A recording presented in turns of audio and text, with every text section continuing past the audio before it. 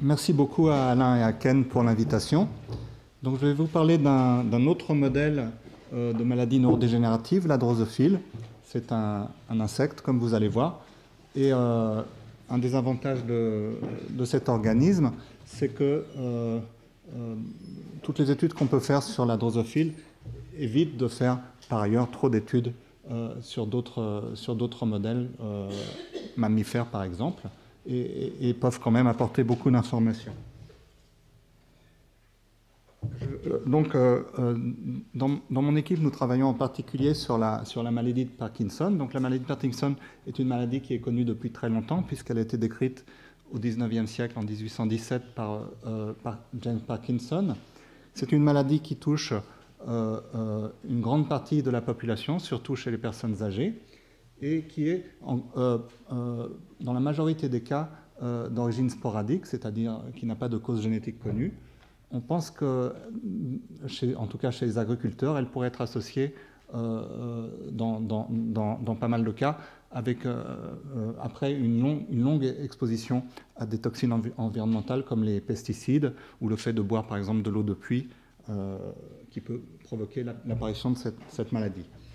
Cependant, il existe des cas génétiques de cette maladie qui représentent entre 2 et 40% des individus, des cas en fonction des zones géographiques.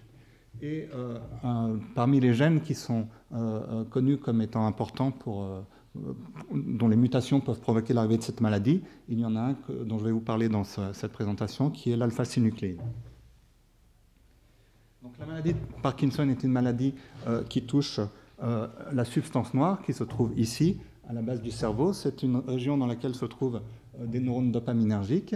Et ces neurones dopaminergiques vont être dégénérés au cours de cette maladie. Vous avez ici la substance noire d'une personne non malade et ici d'une personne qui est décédée avec la maladie de Parkinson. Et vous voyez que cette zone ici, qui contient des neurones qui sont remplis de neuromélanine, c'est pour ça qu'ils sont colorés, eh bien ces neurones qui sont dopaminergiques disparaissent et ces neurones innervent le striatum, qui est la région dont on vient de vous parler, qui est la région atteinte dans la maladie de Huntington. Donc dans la maladie de Parkinson, ce n'est pas la même région du cerveau qui est atteinte, c'est une région qui est afférente au striatum. Une des caractéristiques de cette maladie, c'est la présence de ce qu'on appelle des corps de Lévy, qui ont été décrits par Friedrich Lévy en 1912. Ce sont de grosses structures sous forme d'inclusion sombre avec un halo clair à la périphérie. Et ces corps de Lévy, ici vous avez des images des corps de Lévy qui ont été dessinés par Lévy lui-même à l'époque. Et en fait, Friedrich Lévy n'avait pas conscience de l'importance de cette découverte, puisque c'est vraiment une signature très caractéristique des maladies qu'on appelle aujourd'hui des maladies à des synucléinopathies, c'est-à-dire des maladies qui impliquent la synucléine, puisque l'alpha-synucléine est un des composants principaux de ces inclusions protéiques du cytoplasme. Cette protéine, l'alpha-synucléine, a été découverte à la fin des années 80 chez la torpille. La torpille est un autre modèle sur lequel je travaillais avant de travailler chez Drosophile, donc que je connais bien aussi. Et en fait, la synucléine a été identifiée comme une protéine associée aux vésicules synaptiques dans les terminaisons nerveuses. Et c'est une protéine de petite taille, 140 aminoacides. Et à l'époque, elle a été découverte d'ailleurs par Luc Marotto, qui travaille pas très loin d'ici, encore aujourd'hui. Et en fait, cette protéine, à l'époque, personne n'avait idée qu'elle pouvait avoir un rôle tellement important dans la maladie de Parkinson. Ici, vous avez une micrographie électronique montrant un corps de Lévy avec le centre qui est toujours très sombre et la périphérie plus claire. Et ce dont on s'est aperçu, donc, c'est que ces corps de Lévy contenaient en grande partie de la synucléine, mais aussi d'autres protéines comme l'ubiquitine, ce que vous pouvez voir ici par immunomarquage. Quelle est la structure de cette protéine? Eh bien, cette protéine, elle contient 3 domaines. Un domaine amphipathique, c'est-à-dire qui peut se lier aux membranes, qui se trouve en bleu ici, un domaine qu'on appelle NAC, qui est en fait très important pour l'agrégation de cette protéine, et un domaine, une queue très acide, ici. Et ici, vous pouvez voir que le domaine amphipathique contient des séquences répétées, et ici, vous pouvez voir le domaine acide. Et en fait, ces trois domaines identifient les différentes propriétés de ce qu'on sait de cette protéine, puisqu'on ne sait pas grand-chose, on ne sait pas exactement quelle est sa fonction, mais on sait qu'elle peut se lier aux vésicules, aux membranes, grâce à sa partie N-terminale. On sait qu'elle a une grande tendance à s'agréger, et on sait qu'elle intervient un peu comme une protéine chaperonne, qu'elle peut se lier à d'autres protéines, et ça, ce serait plutôt avec la partie C-terminale. Alors, il existe des mutations dans la synucléine humaine, la mutation A30P, E46K, A53T, qui sont des mutations qui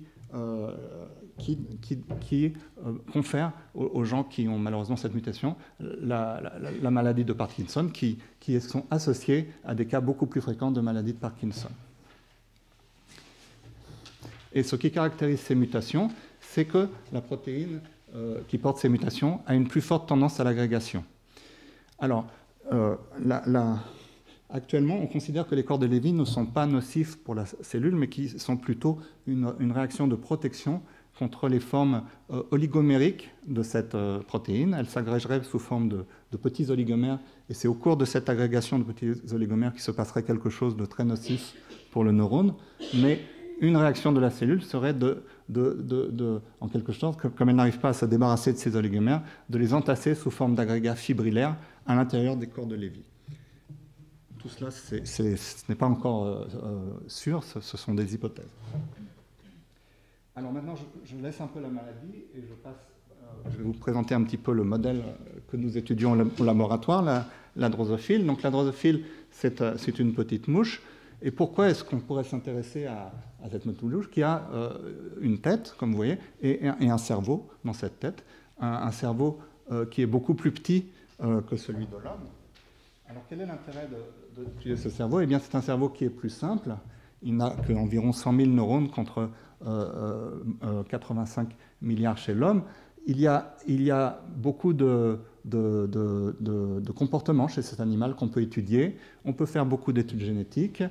Il y a des outils transgéniques très utiles pour étudier l'activité des neurones in vivo, avec des méthodes d'imagerie du cerveau qui sont de plus en plus performantes.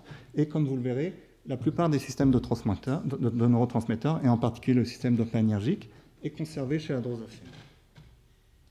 Voici une image du cerveau de drosophile. Alors les couleurs sont juste là pour vous montrer les différentes parties, avec les lobes antennaires.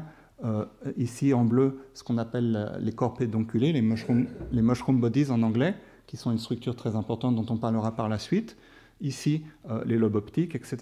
Et ça, en fait, cette image qui date d'il y a une dizaine d'années, c'est un peu l'image qu'on avait du cerveau et que j'ai toujours en fait en tête, qui est une image très très simplifiée, puisque actuellement on a une vision beaucoup plus complète de la structure du cerveau de la drosophile. Ça a été publié cette année.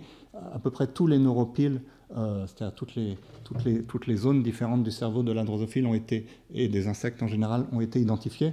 Et vous voyez qu'en termes de complexité, finalement, même s'il y a beaucoup moins de neurones que chez l'homme, il y a quand même une très grande complexité dans la structure du cerveau de ce petit organisme. Alors, quels sont les comportements qu'on peut étudier chez la drosophile? On peut étudier beaucoup de choses. On peut étudier ce qu'on appelle le conditionnement olfactif, qui permet en fait de tester la mémoire chez cet organisme. On peut étudier la phototaxie, la parade sexuelle, la locomotion, par des tests de ce qu'on appelle de géotaxie négative, et je vais en parler davantage par la suite, et l'activité circadienne qui est très très importante. Donc ça, ce sont juste des exemples des comportements qu'on peut étudier chez cet organisme dans le but de comprendre en particulier comment ils sont contrôlés au niveau génétique et comment ils sont contrôlés au niveau des circuits cérébraux. La drosophile est plus un organisme qui se développe de façon très compliquée et intéressante. C'est-à-dire qu'on a d'abord 3 stades larvaires qui donnent ensuite une prépupe, puis une pupe, et ensuite un adulte qui va se reproduire. Et donc, à chacun de ces stades correspond une structure différente du système nerveux central, que vous voyez ici, et pour aboutir chez l'adulte au cerveau, ici, et aux ganglions thoraciques qui se trouvent dans le thorax et qui servent essentiellement au contrôle de la locomotion et du vol et de la marche, etc. Et donc, en fait, les neurones qui nous intéressent se trouvent aussi bien dans le cerveau que dans la partie thoracique. Vous voyez ici, par exemple, des images qui sont assez anciennes. Elles datent d'ailleurs de la même année que la découverte de la synucléine.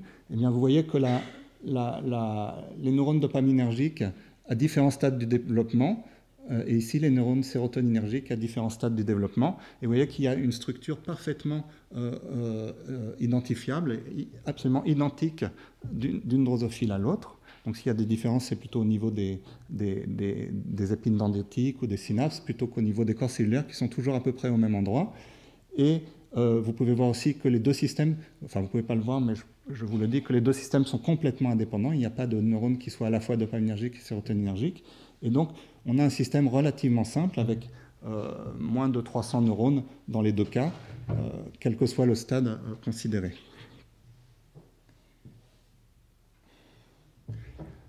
La dopamine et la sérotonine sont synthétisées par des voies métaboliques qui sont les mêmes que celles qu'on trouve chez l'homme, et en particulier une enzyme très importante pour la synthèse de la dopamine est la TH, c'est-à-dire la tyrosine hydroxylase, que l'on trouve aussi chez l'homme.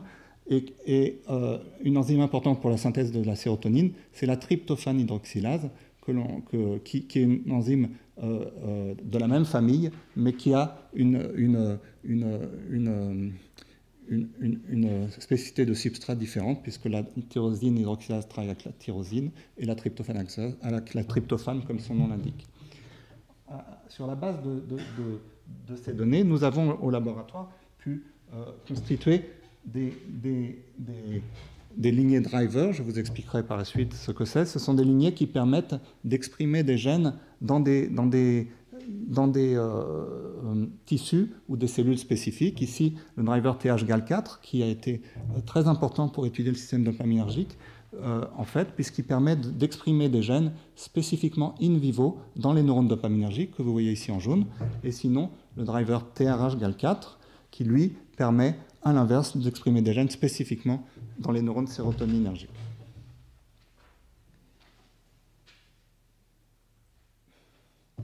Une des choses que nous avons pu faire au laboratoire, c'est d'utiliser l'épissage alternatif de la tyrosine hydroxylase chez le drosophile, que nous avions décrit, pour construire des drosophiles qui n'ont plus de dopamine dans le cerveau. Vous voyez ici une image composite. À droite, à gauche, pardon, vous avez un hémicerveau normal. Vous voyez les neurones qui expriment la tyrosine hydroxylase et qui sont dopaminergiques.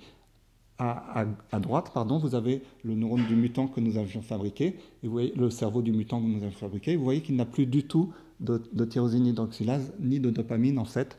Et en fait, ces drosophiles sans dopamine ont tout un tas de caractéristiques. Alors, je ne vais pas détailler en détail, mais en fait, ces drosophiles sans dopamine vivent très bien jusqu'à l'âge adulte, mais elles ont un gros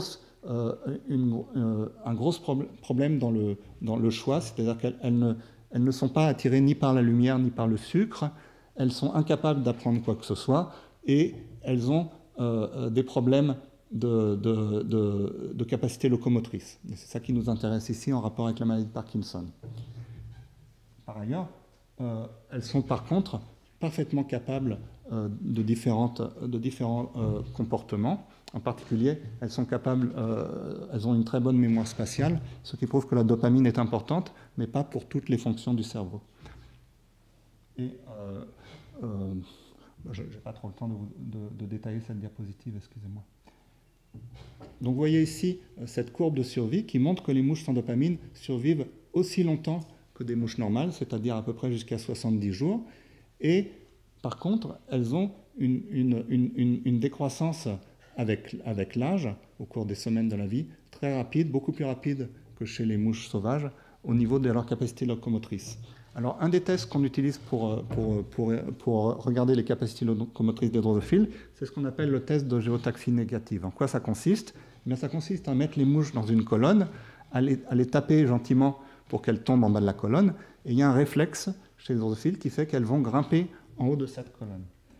Vous voyez ici une animation qui simplifie. Au bout d'une minute, vous allez compter le nombre de drosophiles qui est resté en bas et le nombre de drosophiles qui est arrivé en haut. Alors c'est un test qui paraît amusant, et d'ailleurs, quand je l'avais fait devant mon fils, il m'avait demandé si j'étais en train de jouer, puisqu'on met les mouches dans une colonne et on les laisse monter pour compter celles qui arrivent en haut, celles qui restent en bas. Mais en fait, c'est un test très intéressant qui est à la fois un test de locomotion, puisqu'il faut que les mouches soient capables de grimper, un test de fitness, si on peut dire, puisque plus elles sont vieilles, moins elles sont capables de grimper, donc c'est très utile pour les études sur le vieillissement. Mais c'est aussi un test qui permet d'évaluer d'autres effets, comme l'état d'éveil des drosophiles, leur sens de la gravité, etc. etc. Donc c'est un test qui, bien qu'il paraisse très très simple, permet de mesurer beaucoup de choses qui sont très importantes pour la vie de l'animal.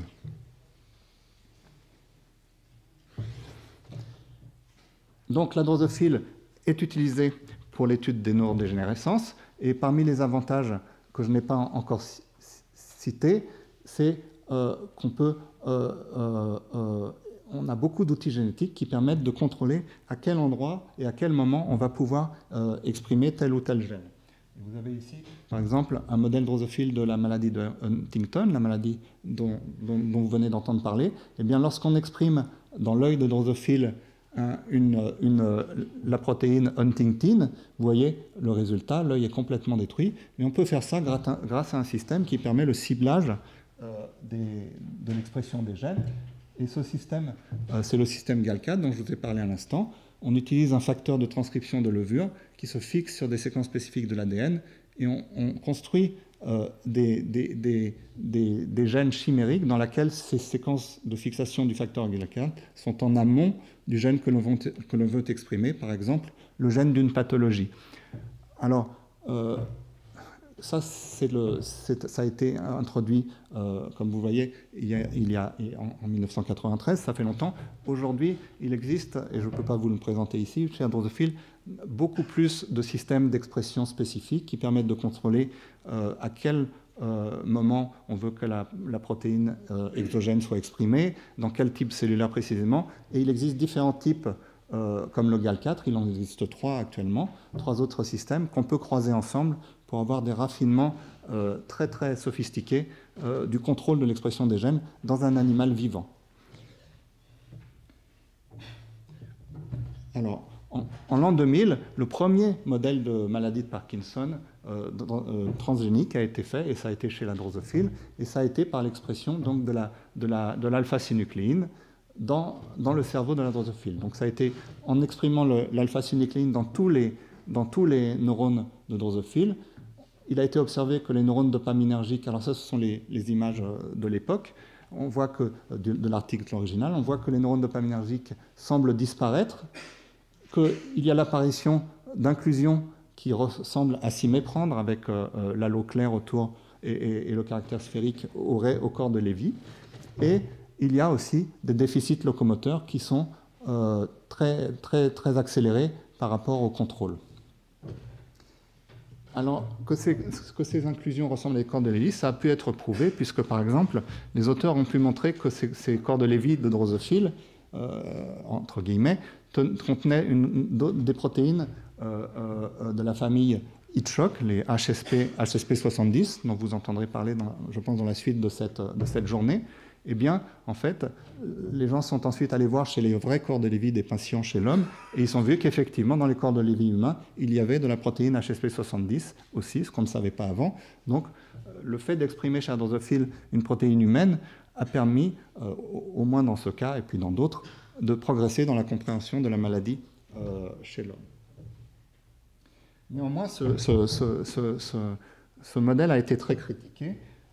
par les drosophilistes eux-mêmes. Certains ont essayé de reproduire ces résultats. Je cite ici un article qui est paru 5 ans plus tard, où extrêmement négatif, disant que quand on exprime la synucléine chez la drosophile, il n'y a pas d'effet locomoteur et il n'y a pas de perte de neurones.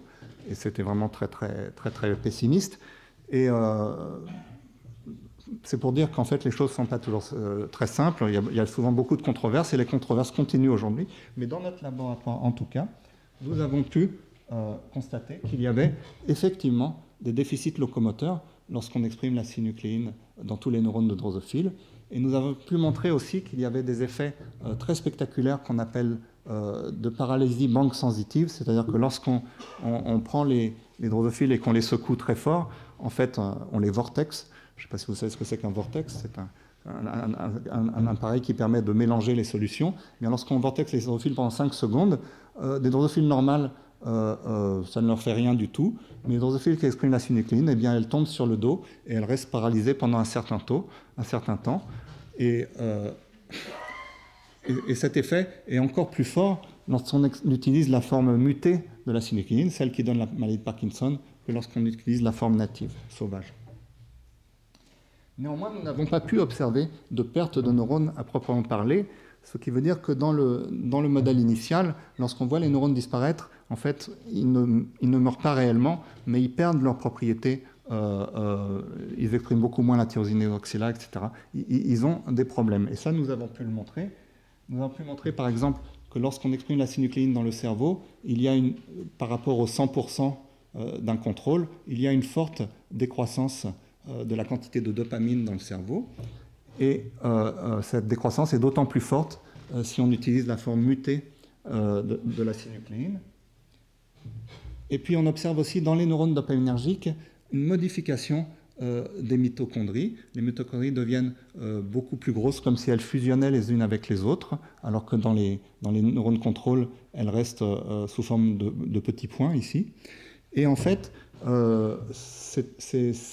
le fait qu'il y ait ce phénotype de paralysie banque sensitive, en fait, on le retrouve chez des drosophiles qui ont des problèmes de dysfonctionnement mitochondrial, et donc il est vraisemblable que ceci est lié, c'est-à-dire que ce qu'on voit au niveau phénotypique est lié à un dysfonctionnement mitochondrial. Et il est bien connu aujourd'hui, c'est une des hypothèses majeures, que le dysfonctionnement mitochondrial est impliqué dans la maladie de Parkinson. Et puis ce qu'on voit aussi, c'est que les terminaisons nerveuses des neurones dopaminergiques gonflent lorsqu'on exprime la synucléine, ici la forme sauvage, ici la forme mutée. Vous voyez, par rapport à un contrôle, les terminaisons nerveuses sont beaucoup plus petites, et ce gonflement est vraisemblablement lié à une accumulation de vésicules synaptiques qui ne sont plus libérées correctement. Et les problèmes locomoteurs qu'on peut observer seraient liés au fait que la dopamine n'est plus libérée comme elle devrait dans le système, mais ça, c'est encore une hypothèse actuellement. Enfin, parmi les choses qu'on peut faire avec la drosophile, c'est qu'on peut jouer avec le système. Normalement, les neurones sérotoninergiques chez la drosophile ne sont pas sensibles à la synucléine, et ce qu'on peut faire, c'est exprimer dans ces neurones sérotoninergiques, avec le driver TRH-GAL4 que je vous ai présenté avant, on peut exprimer la tyrosine hydroxylase, l'enzyme de synthèse de la dopamine, et on peut donc construire comme ça des animaux qui ont de la tyrosine hydroxylase dans leurs neurones sérotoninergiques, c'est-à-dire qui se mettent brusquement à synthétiser de la dopamine dans les neurones sérotoninergiques. Et lorsqu'on fait ça, eh bien, on observe que les neurones sérotoninergiques qui synthétisent la dopamine deviennent sensibles à la synucléine. Et donc, il y a en fait le fait que la synucléine soit nocive chez la drosophile vient de ce qu'elle interagit d'une façon qu'on ne comprend pas encore très bien avec la dopamine ou avec la tyrosine hydroxylase. Maintenant, je passe à la dernière partie de ma présentation et je vais vous parler d'une structure très importante que j'ai mentionnée au début, ce sont les corps pédonculés. Les corps pédonculés, c'est donc cette structure qui se trouve au centre du cerveau de la drosophile, qui est très importante pour la mémoire, le sommeil, l'apprentissage, etc. et qui intervient aussi, comme vous allez le voir, dans le contrôle de la locomotion. Cette structure est constituée de corps cellulaires qui se trouvent ici, d'un calice qui contient les dendrites, et ensuite ces neurones qui se trouvent ici, qu'on appelle les cellules de Kenyon, envoient des axones qui passent dans ce pédoncule ici et qui forment différents lobes. Et vous avez ici une représentation schématique des différents lobes. Vous avez les neurones qui forment les lobes alpha et bêta, les neurones alpha prime et bêta prime, et les neurones gamma ici. Et vous voyez que vous avez des lobes horizontaux et des lobes verticaux. Ça, c'est la structure des corps pédonculés qui peut-être beaucoup d'entre vous ne sont pas familiers, mais en fait, il faut voir que dans le monde, c'est une des structures cérébrales les plus étudiées actuellement. Il y a énormément de gens qui s'intéressent à ces corps pédonculés et à essayer de comprendre quelle est leur fonction dans le cerveau des insectes. Alors, nous nous sommes intéressés à savoir d'où provenaient les problèmes locomoteurs des drosophiles lorsqu'on exprime la synucléine dans ce modèle. Et nous avons utilisé pour ça différents drivers qui sont représentés ici. Le driver TH-GAL4 dont j'ai parlé avant, le driver DDC-GAL4 qui exprime dans d'autres neurones et le driver TRH-GAL4 que j'ai mentionné aussi. Et vous voyez qu'en fait, lorsqu'on exprime la synucléine dans tous les neurones de drosophiles, c'est en noir ici, vous avez des pertes locomotrices très claires, comme nous l'avons pu le confirmer. Et puis, lorsqu'on exprime avec DDC-GAL4, on a les mêmes effets, mais avec d'autres drivers, et en partie TH-GAL4, on n'a pas ces effets, ce qui était embêtant, puisque la dopamine est censée être importante. TH-GAL4 cible les neurones dopaminergiques. Comment se fait-il qu'on n'a pas les effets locomoteurs lorsqu'on exprime la synucléine dans les neurones dopaminergiques?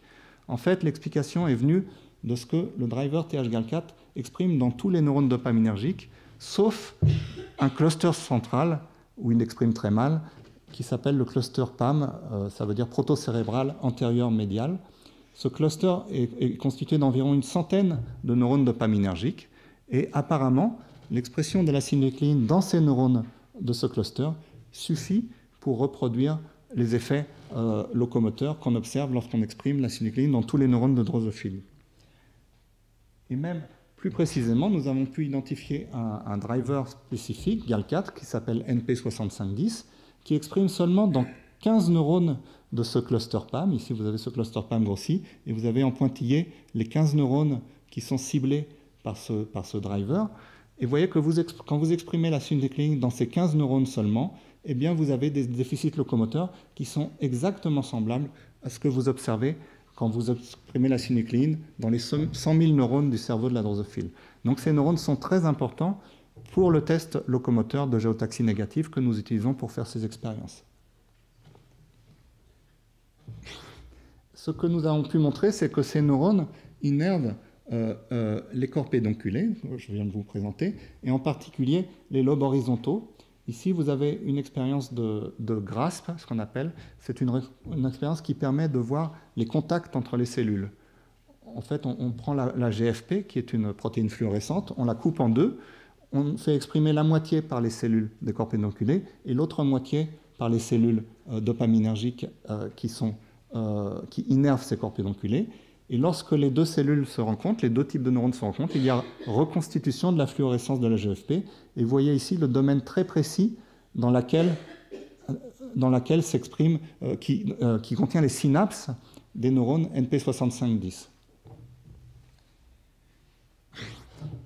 Il y a une autre méthode qui a été utilisée, qui est une méthode de photoactivation de la GFP, c'est-à-dire qu'on exprime une GFP qui n'est pas fluorescente et on l'active avec un laser à l'emplacement où se trouvent ces synapses, et par rétromarquage, la GFP va migrer à l'intérieur et marquer les corps cellulaires des neurones en question. Et vous voyez ici, par exemple, lorsqu'on active la GFP dans le lobe bêta prime des corps pédonculés, que ce neurone dopaminergique, très joli, avec beaucoup de dendrites, etc., est marqué.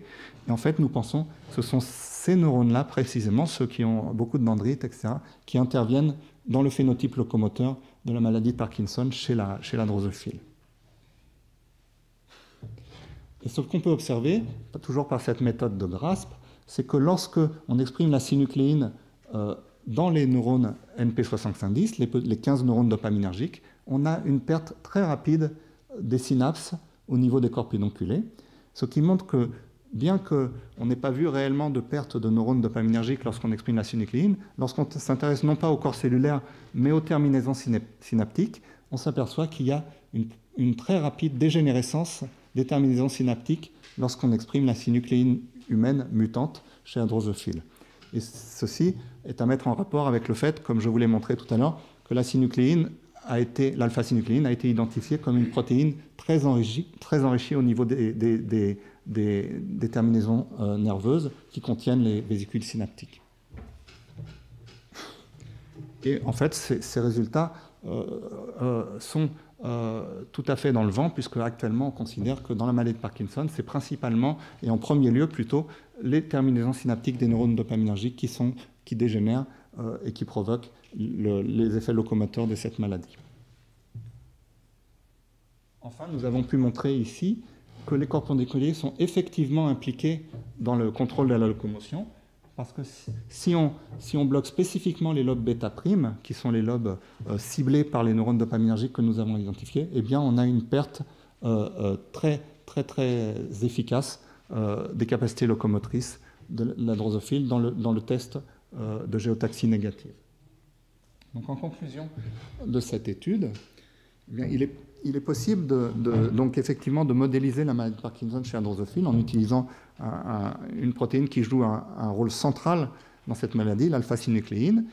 Et en fait, on peut observer des effets locomoteurs qui évoquent les problèmes moteurs qu'on retrouve chez l'homme, mais qui ont peut-être qu'un lointain rapport. Mais néanmoins, on peut identifier de la même façon qu'il existe chez l'homme une zone du cerveau qui est spécifiquement ciblée dans cette maladie qui est la substance noire.